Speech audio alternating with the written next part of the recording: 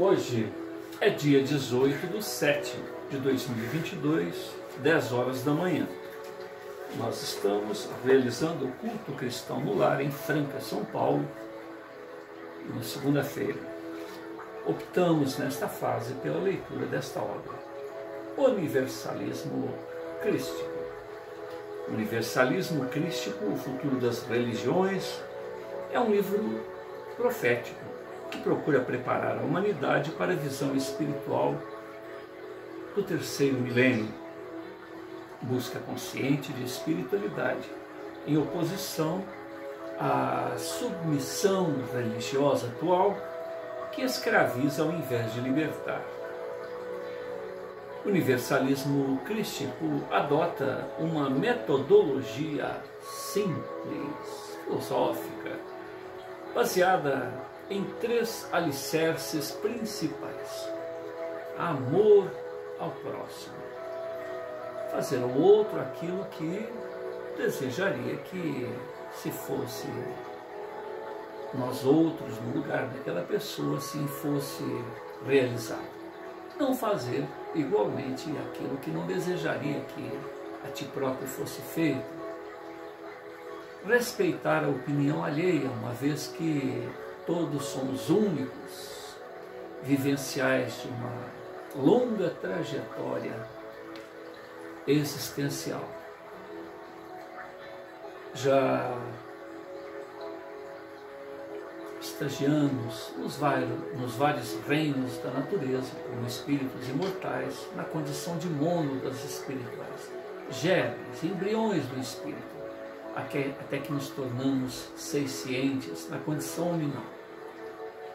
E desde então, livre-arbítrio, lei de causa e efeito, nos tutelam a jornada evolutiva, tendo por bússola a consciência, a sintonia fina, a interação com a nossa semente crística, com esta chama que é oriunda, emanada da própria fonte do autor da vida e que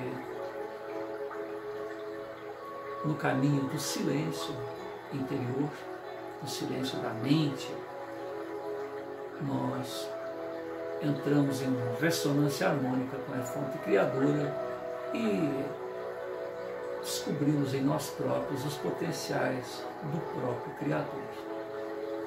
A parte está no todo, assim como o todo está na parte. Já bem o disse Hermes, autor desta obra. E finalmente, como terceiro alicerce, o primeiro é o amor e o respeito ao próximo. O segundo é saber que somos imortais, reencarnamos, tutelados pela lei de causa e efeito. O terceiro alicerce é acompanhar a evolução natural do pensamento, da inteligência, da expertise, em todos os campos da inteligência, enfim, evolucionar. E não podemos estar presos a armadilhas, a impermanências, a jactâncias do egoísmo humano que criou cabrestos para aferrolhar irmãos de jornada evolutiva na condição de raposas e lobos, a tutelarem galinheiro, a tutelarem ovelhas, irmãos que de boa fé entregam seus corações, terceirizando o processo evolucional. Então temos que nos resolver por não estagnar nosso pensamento, não o aprisionar nas ilusões do dia a dia, enquanto no chão da terra. Há então um constante movimento evolucionário ao qual temos que acompanhar. Em Desdobramento Espiritual, Roger Bottini Paranhos, o canalizador desta obra, vai às regiões sombrias do astral inferior, bem como as regiões ascensionadas, onde irmãos da pátria maior dizem a respeito das consequências deste material que estamos estudando.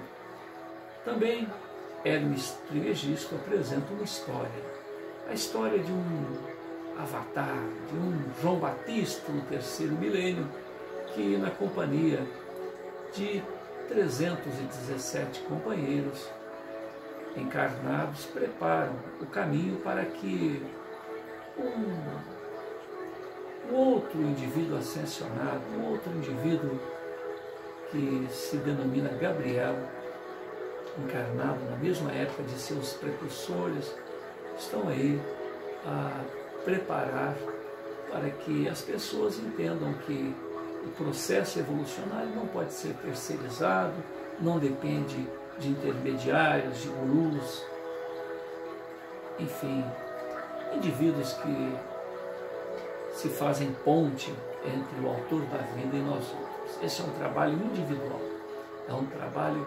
pessoal, inalienável. E diante desta conscientização, da descoberta desta chama crística que há em todos nós, muito referendadas pelos yogis, pelos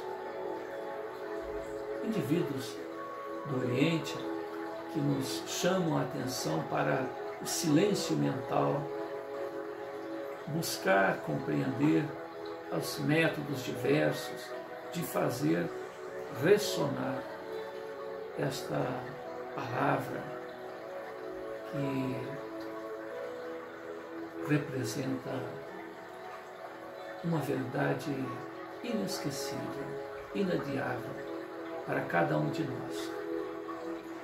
Fique quieto, silencia tua mente, busca, através da rendição, a condição de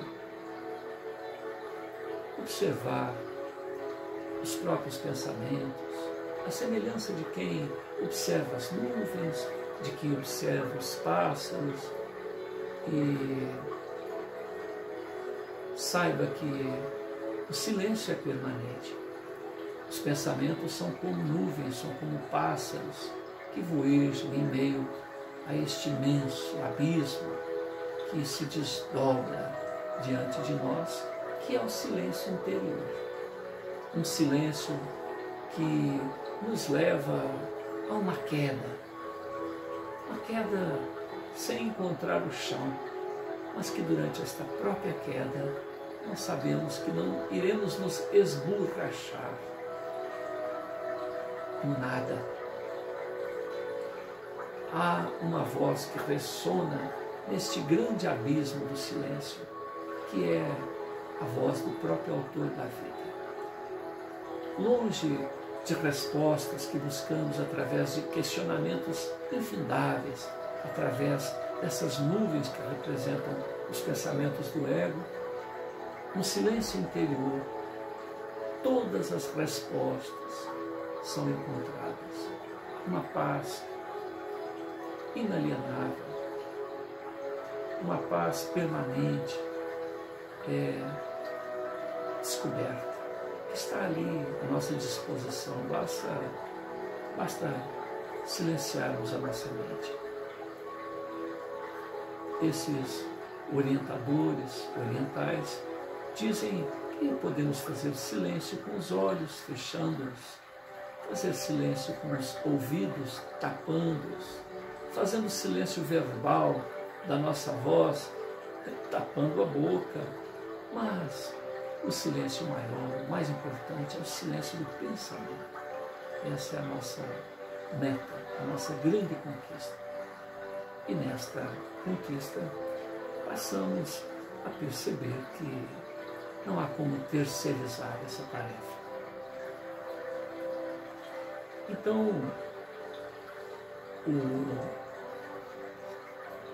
personagem que protagoniza a nossa história é um rapazito de 17 anos chamado Rafael, que na companhia de outros adolescentes, ele com 17, uma menina, Érica, com 16, e dois outros rapazes, Eduardo, Tadeu, que também são adolescentes, estão ali a fazerem ressonar junto a fóruns, encontros, onde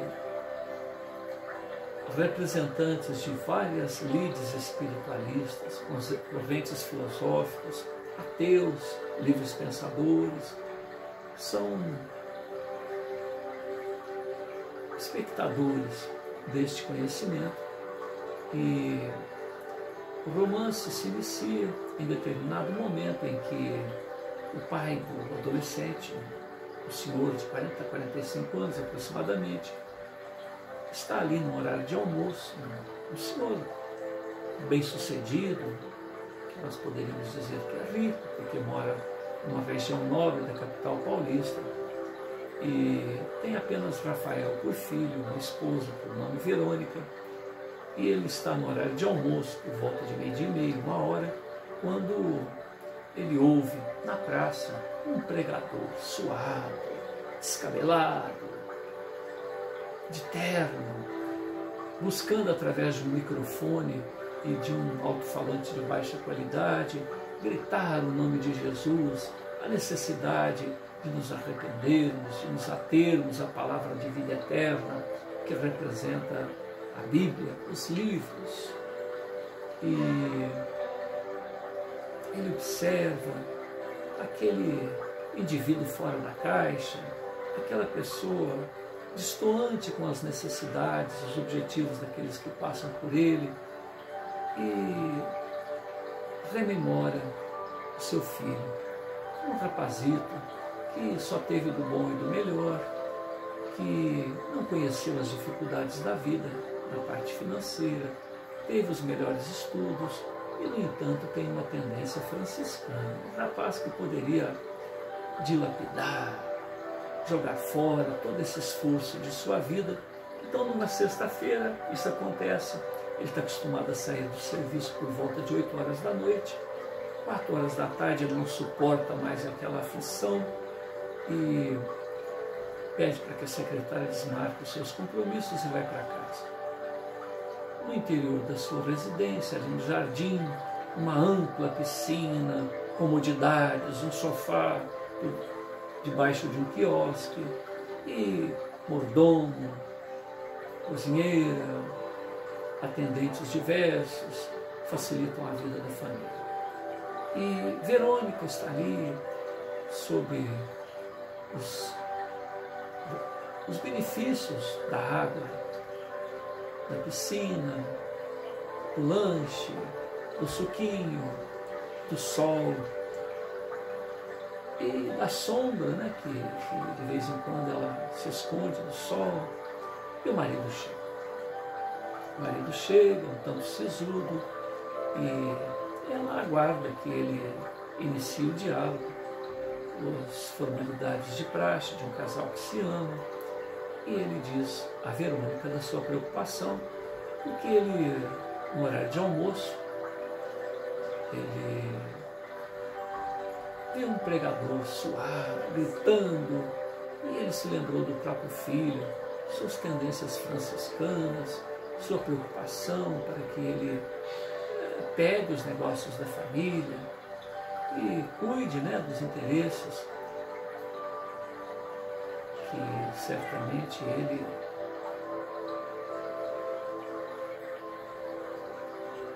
vai passar para o filho no momento oportuno, aquela sua empresa de seguros, próspera empresa de seguros. Então,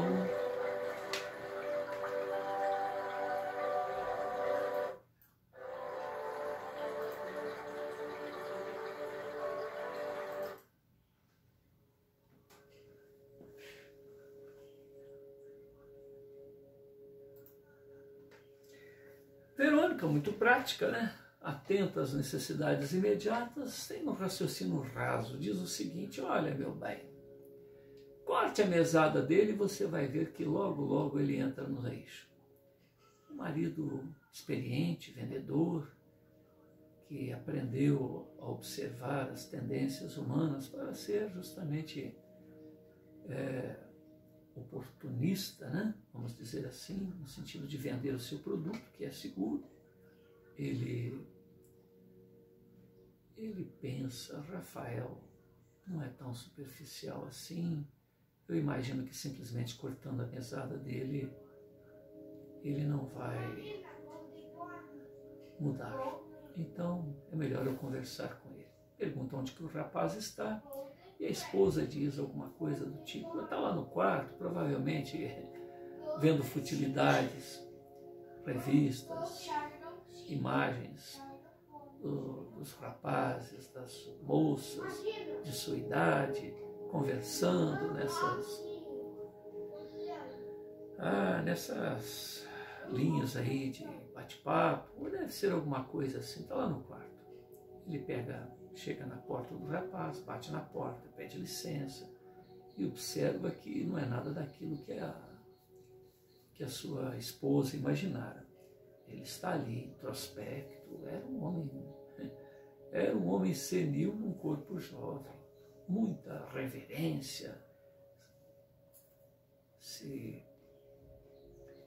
expandia daquele ambiente em que o rapaz estava. E ele tem uma certa cautela em conversar com o rapaz, mas ele é transparente. Ele fala de suas preocupações e Rafael logo tenta dissuadi-lo, tenta dizer-lhe que não se preocupe, ele sabe da sua obrigação, não pretende em momento algum desmerecer o esforço de seu papi, que ele, no momento oportuno, vai cuidar dos interesses das empresas, mas que a sua preocupação primeira é certamente aquilo que Jesus nos referendou, cuidar primeiro do reino dos céus e a sua justiça, e o resto vem por acréscimo. Ou seja, que ele buscava compreender a si próprio, compreender a vida ao redor, procurar se entender com os companheiros de jornada evolutiva. E esses conceitos ele já os repassava há algum tempo, inclusive no sábado, no domingo imediato, ele faria fóruns onde ele iria expor a um público. Diz que com a sua mesada ele alugou um salão para 200 pessoas e que seria então o primeiro fórum que iria acontecer para que ele apresentasse conceitos referentes ao tema universalismo crístico.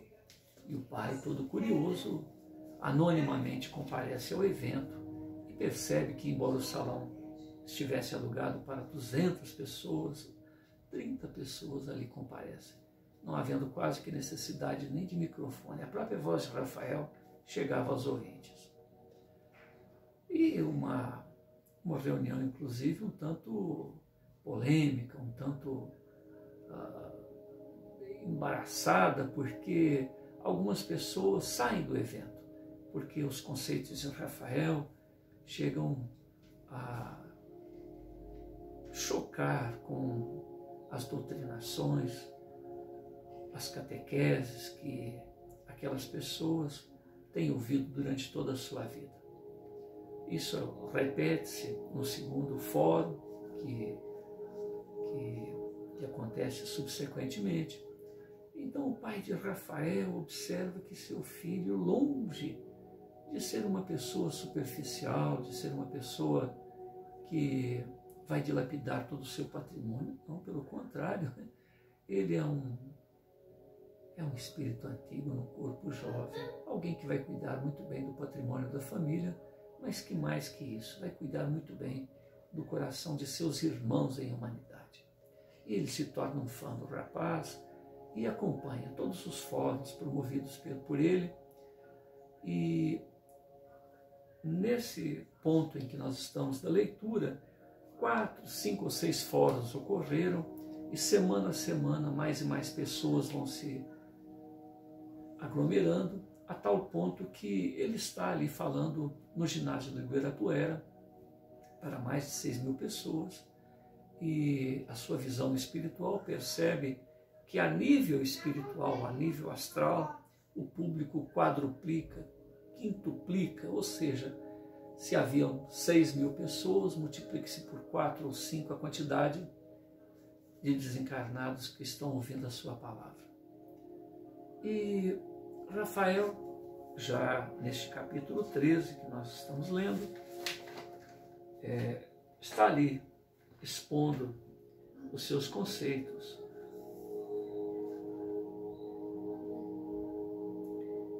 E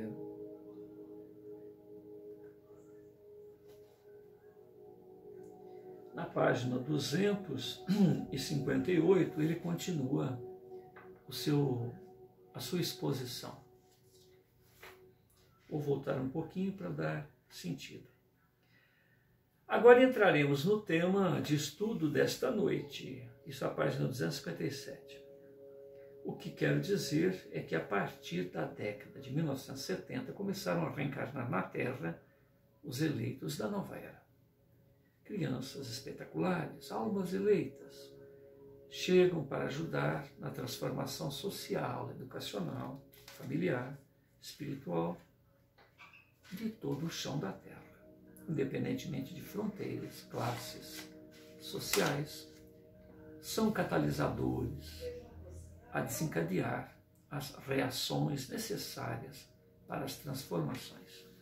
Essa nova geração nos ajudará a destituir 2 dos principais bloqueios para a evolução espiritual da humanidade atual.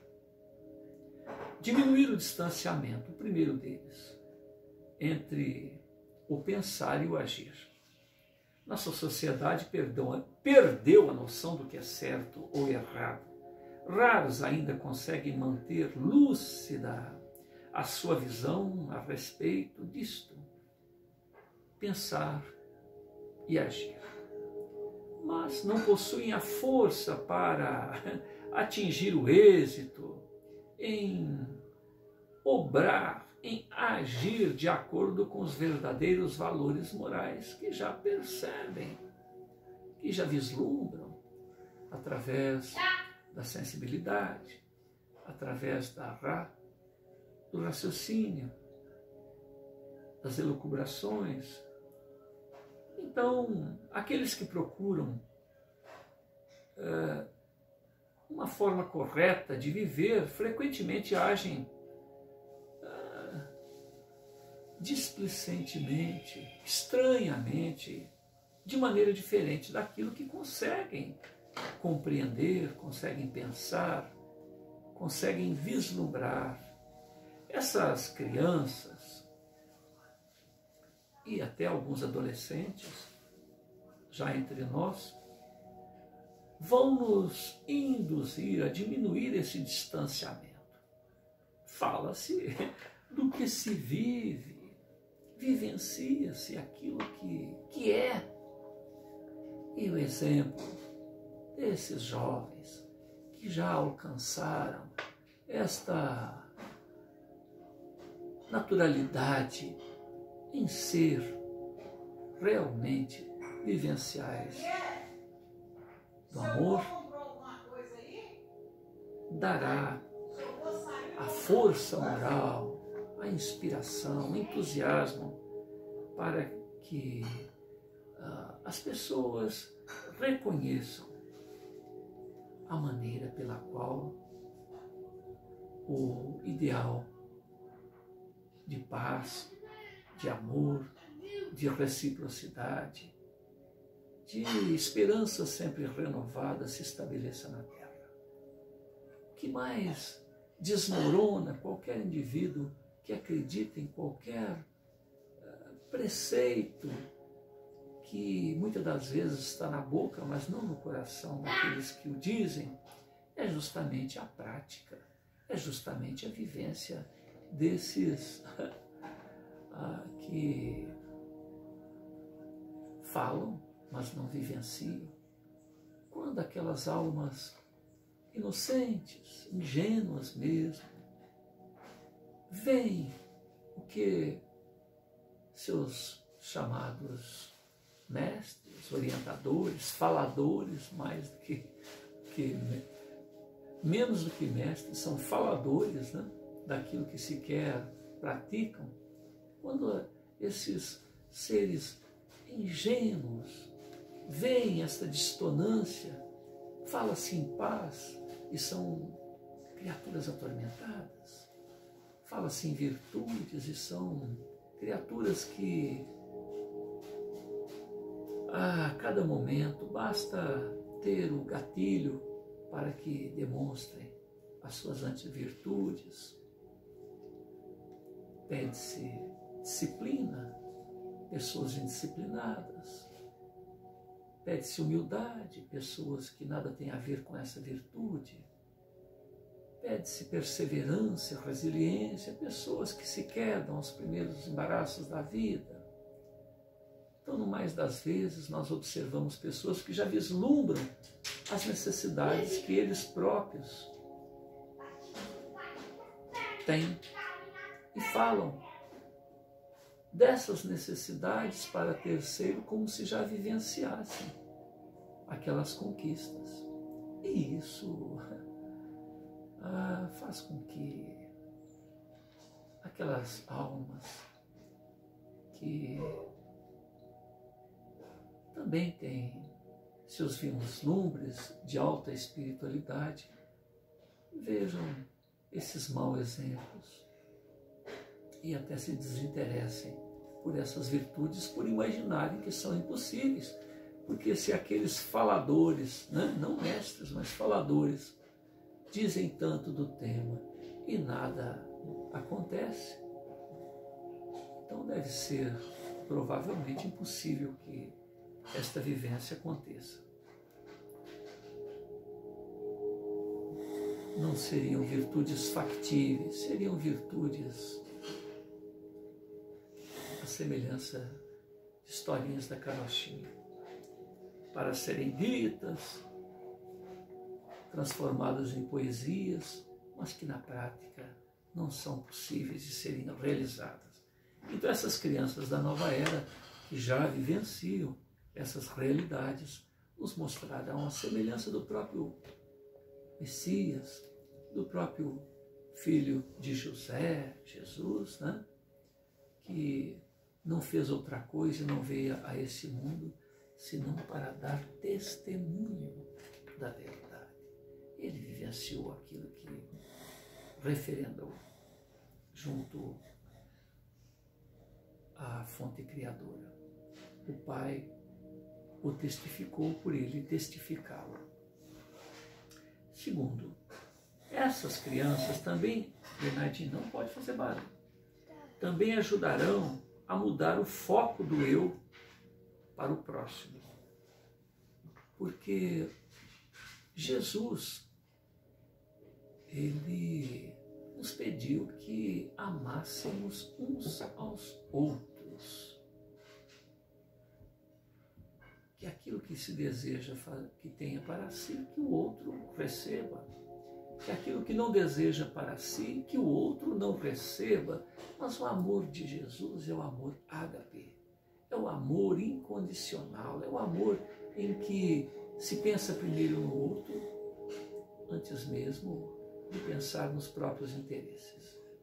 E nisso aí há uma matemática, uma física, há todo um empoderamento que sequer imaginamos as consequências. Então, essas crianças, além de distanciar a ação do pensar, ou seja, já se vivencia aquilo que se pretende, aquilo que se vislumbra, também se pensa primeiro no próximo e depois em si próprio. Isso apenas as crianças da nova era, porque até o momento presente nós outros, né, pensamos em nós primeiro e somente em nós. Bernardinho, senta pertinho de mim, vem cá. Sabe por quê? Você está fazendo barulhinho e está atrapalhando o vovô. Como assim? Senta aqui, vem cá. Então tá. Depois você fecha a porta e senta aqui, bonzinho, tá? Encosta a porta. Então, os exemplos desta geração que já conquistou essas virtudes nas outras moradas da casa do Pai, e aqui vem junto a nós outros testificar aquilo que é a proposta do embaixador dos céus. Mostrarão que o mundo só terá harmonia quando abandonar o egoísmo e passar a pensar em termos de coletividade. Como consequência, teremos a diminuição do egoísmo, o abandono de antivalores como a inveja, como as exclusões. Então, haverá uma solidariedade maior, partilha de riquezas, de recursos, riquezas morais, riquezas intelectuais, riquezas materiais, porque só existe a escassez porque alguns tomam tudo para si em seus grandes celeiros, em suas casas de moeda, em seus cofres particulares, enquanto a necessidade está aí escancarada em todos os sentidos, junto aos nossos irmãos em humanidade. Rafael faz uma pausa, senta-se em uma mesa ao centro do palco e, de uma maneira descontraída, usando essa tática como uma interação maior com o público, ele continua. Podem vocês estar se perguntando como essas crianças vão fazer tal transformação. Que forças, que meios terão para mudar um status quo numa sociedade entregue à corrupção,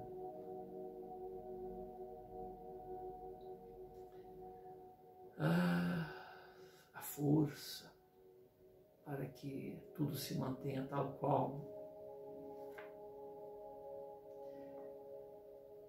A resposta: questionarão, transformarão entidades rígidas, começando pela família, que hoje se baseia na imposição de regras, muitas das vezes ridículas, sem consequências na formação do caráter, sem consequências na formação de valores permanentes, de seus rebentos, mera formalidade social, preocupação com coisas que o tempo leva, que a ferrugem come, que o ladrão rouba. Então essas crianças certamente não irão negociar, não aceitarão essas imposições, essa cultura não legitimada, não autêntica, que não correspondem às suas almas um tanto mais preparadas devido às vivências que tiveram em sociedades em que as coisas já foram superadas, essas fragilidades já não fazem parte mais. Então, são espíritos experientes em lidar com valores que ainda a sociedade atual não alcançou. Então, essas crianças não irão responder a essas estruturas rígidas, porque outras opções são para que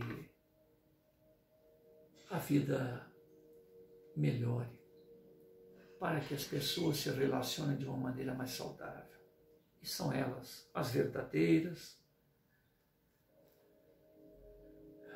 que elas são os verdadeiros exemplos do que há de vir. uma nova forma de negociação entre pais e filhos, entre irmãos e humanidade terá que ser estabelecida, e elas já sabem como isso deverá se dar.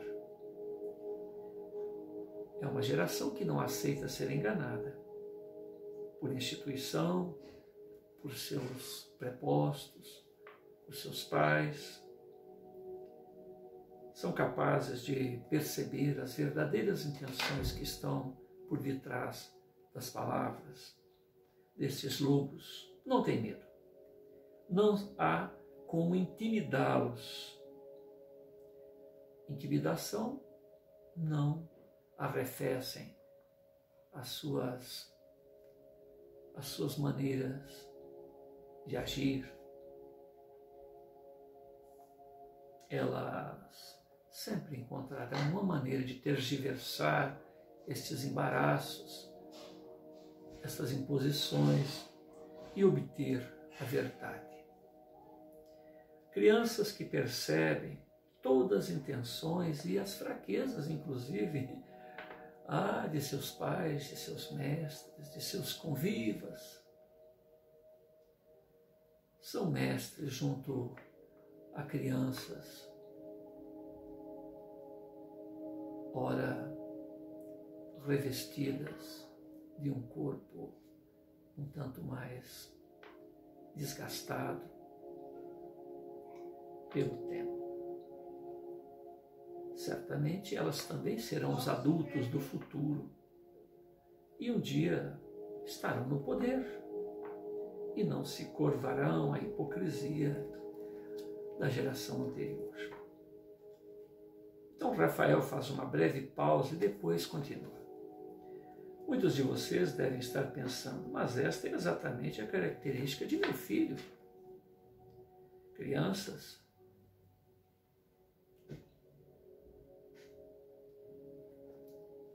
que podem até controlar os próprios genitores. Muitos adultos, muitos adolescentes também que estão ouvindo este tema poderão dizer, mas é assim que eu sou desse jeito. Então Rafael sorri e diz o seguinte: agora vocês que me acompanham desde o primeiro encontro conseguem perceber a importância desta nossa proposta, já apresentada ao mundo, inclusive, pelo meigo Rabi Nazareno. A geração dos eleitos não se adaptará ao modelo religioso ortodoxo ao qual estamos acostumados. E é isso que está acontecendo sob nossos narizes. Quem tiver olhos de ver, ouvidos de ouvir, isso está acontecendo. Rafael continua. Aqueles que estão mais acostumados com estudos espiritualistas já devem ter percebido que estou me referindo às crianças, denominado crianças índigo. São chamadas porque possuem uma peculiaridade na cor de suas auras. Elas possuem uma sutil tonalidade índigo. O médium que possui faculdades de clarividência poderá perceber isso com uma certa facilidade. Então Rafael olha para o público com carinho e exclama: as crianças índigos são espiritualistas por natureza. Creem na vida como um todo. Entendem que a vida humana é um reflexo de algo maior, invisível aos sentidos humanos. Não se fixam apenas em fatos superficiais e, por terem notável sensibilidade, acham inquestionável, é natural a existência da fonte criadora, do Pai do Céu, como nos referentou Jesus. e que há um ambiente natural e mais organizado que é a razão de ser na vida na Terra. Por toda parte, as crianças índigo, em todos os continentes, estão abertas a todas as religiões, mas jamais se prendem a qualquer uma delas. Não acreditam, ou imaginam, ou reconhecem que a verdade está em toda parte e não apenas em uma delas. Que todas as lides espiritualistas têm uma parcela da verdade. E basta olhar para perceber o que é que os interesses humanos, os interesses imediatistas de alguns prepostos colocaram de maneira macular essas verdades essenciais. Essas crianças, portanto, se frustram diante desses ritualismos, desses sistemas que, de qualquer maneira, embaraçam o pensamento criativo de um coração sincero que busca a compreensão de si próprio e a compreensão da vida. Então ele continua. Tenho-lhes falado do universalismo crístico. Vejam bem o quanto temos a realizar. Uma metodologia de entendimento espiritual justamente para esses eleitos da nova era. Muitos adolescentes nessa condição já estão entre nós, conforme já vos disse. Então eles necessitam desta visão renovada dos valores ad eterno, junto às lides espiritualistas, para desenvolverem mais amplamente, para se desembaraçarem o mais prontamente, junto à sua experiência, o viver sem embaraços, esses valores que já trazem na memória, junto às sociedades em que estiveram, estão aqui para nos dar um modelo de como deverá ser o status quo da sociedade a partir de agora. Não é difícil detectar a presença dessas almas vencedoras em nosso meio. Nossos filhos, sobrinhos, irmãos, netos, amigos. São almas que têm uma percepção extrafísica, extrasensorial, sendo que algumas possuem facilidade de produzir fenômenos do tipo telepatia. Além disso, possuem a capacidade de perceber os sentimentos, as intenções por detrás das palavras.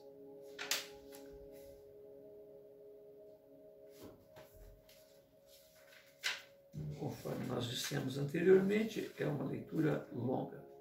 Nós estamos à página 260, logo no início da página, e vamos continuar essa leitura na próxima oportunidade. Senhor Jesus, gratidão. Roger Botini Paranhos, gratidão. Ramatiz, Akhenaton, Hermes, gratidão. A todos que nos ouvem, gratidão. Rogamos que os amigos espirituais, além das palavras, da leitura, da nossa interpretação, que a nossa contribuição neste particular é apenas oportunar a magnetização desta fita. Que os amigos espirituais possam colocar no silêncio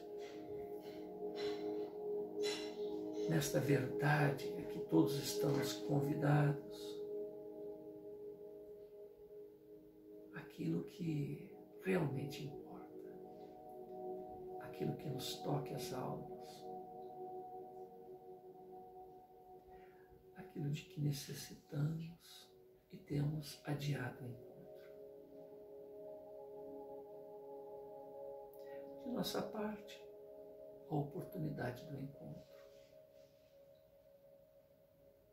A gratidão pelas vibrações que recebemos por graça, por misericórdia de nossos irmãos ascensos e do Autor da vida.